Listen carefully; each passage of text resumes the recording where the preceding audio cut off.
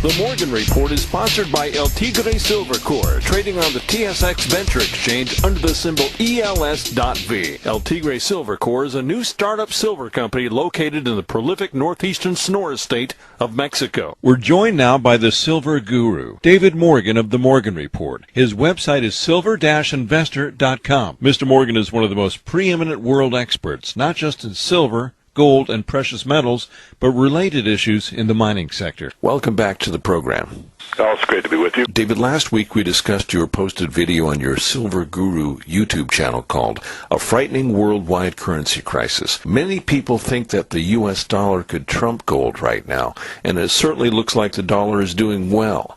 Are these just lemmings running off a proverbial cliff? Somewhat. This is not really that hard to explain, and if I do an adequate job, and of course that's my goal, it's easy to understand. If you look at the John Exter pyramid, that's EXTER, it shows basically how the financial system is structured, and it's structured as an upside-down pyramid. Now, at the tip of the pyramid is gold and silver, which are your monetary metals, and they're exempt from any political pressure at some point. In other words, I'm not saying that there isn't some manipulation of the market. What I'm saying is that gold and silver march majestically as money, either in the free market or the black market or some combination thereof, but they're always money, they're always spendable, and they're always recognized as such. Okay, that's point number one. Now, just up from real money is currencies, and the currencies that are in the Exter pyramid are physical notes. In other words, dollar bills in the U.S. or euros if you're in Europe, or pounds if you're in Great Britain, or yen if you're in Japan, or dinar if you're in the Middle East, or Australian dollars if you're in Australia. So you get the point. It's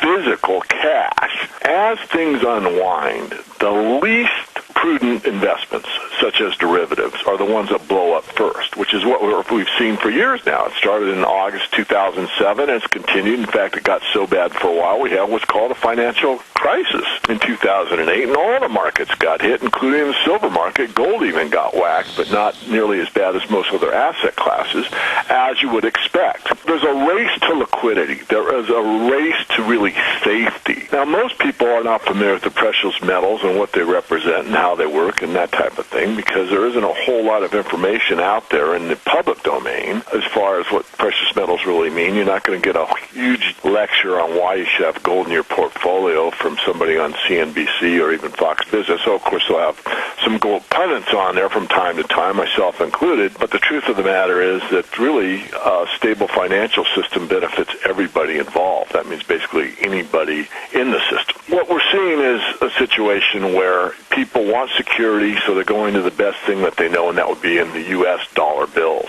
So they'll sell their house, they'll sell their 401k, they'll sell their stocks, they'll sell their bonds, and they'll get the cash. So there can be a big rush toward the bottom of the pyramid, which means a great emphasis going into dollars and then going into gold, or both at the same time. But the percentage of money going into cash is extremely high relative to some of that cash going into gold. But the gold market is so small relative to the currency markets that it doesn't take much for people to go, you know what, dollars might be good, they might be safe, but they're not as good as gold. And the same thing, someone in Europe making that thought, or someone in Australia, or someone in China, or someone in Japan, or wherever. And that's where you get the rub, because as the pyramid shows, the ultimate is ultimate. Nothing's better than something that's last 5,000 years, and no unbacked fiat currencies ever lasted really more than about 200. So we're in a situation on a global basis right now where certainly the dollar can look good for a while, and it is.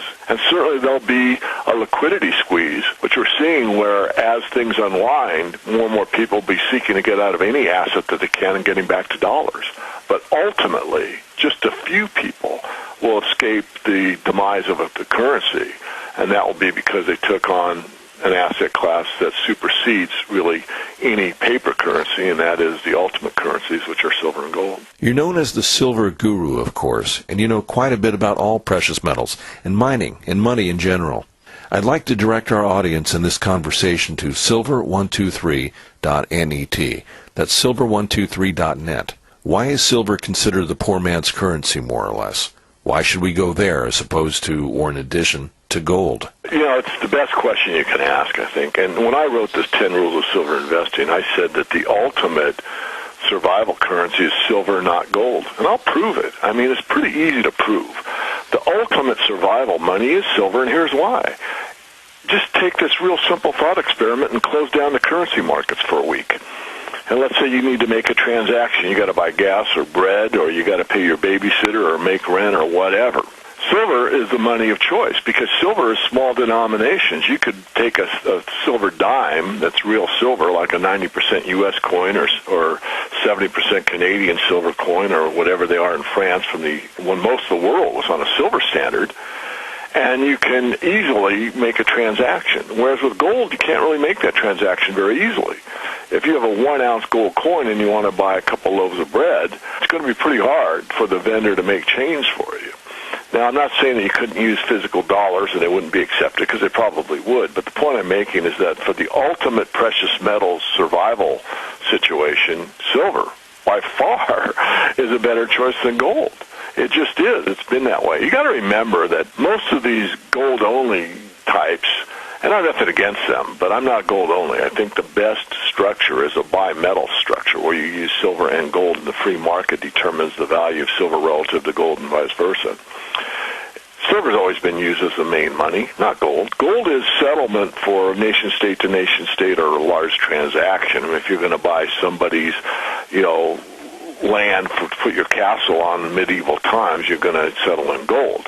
But if you're going to the marketplace and you're going to buy dinner for the next couple of days, you're going to use silver, and that's the way it's always been. So it continues that way. Now, obviously, we don't use silver in day-to-day transactions, but you are seeing that take place somewhat. It's extremely small, but you're starting to see it happen. And what I mean by that is look at goldmoney.com. Goldmoney.com has had both silver and gold now for quite some time, and I've taken payment in, gold money terms. I've paid out in gold money terms. So what am I doing? I'm actually conducting a service. Payment, taking it in silver was my choice, and paying out for a service that I want to somebody else vis-a-vis this goldmoney.com website, and paying them in physical metal. So this is kind of the start of what you see for a reenactment of, sound money. And goldmoney.com isn't the only website that settles in physical gold and silver. There are other entities that do something very similar. So it's the beginning, if you will. I mean, everything starts pretty small at the very beginning, and so you're starting to see that. The reason I like silver123.net so much is that it allows the little guy to get in dollar cost average. I think the minimum amount required is like $50 a month, which is not very much in today's world, and allows people to get started. I think that silver best serves almost everybody, but it gives the average person a better chance. I think there's more leverage in silver than there is in gold. I also think it fits better for people that are probably middle class or lower. Certainly I have nothing against gold. I think everybody should have some. It's just that, if you're in your 20s and you just got out of college and you can't find a job yet, gold might sound great, but can you really afford to start making gold coin purchases? And the answer is probably not. Whereas in that same scenario, if you live frugally, you might be able to put away, some silver during the course of the ongoing months ahead. So obviously I'm biased toward the silver market. I'm also one of the most studied in the silver market. And a lot of stuff that you read in the silver market is from sources that, not that you shouldn't trust them, but they really aren't that studied. I won't name the gentleman, but he's gold-centric, and he does a great job in history on why, gold did this and that, but he certainly hasn't read all the books I've read, because he makes this case that, gold did great in the 30s and silver didn't. The truth is silver went from 25 cents at the bottom to 50 cents, which is a double. Whereas gold only went from $20.67 to $35, which is about a 75% increase.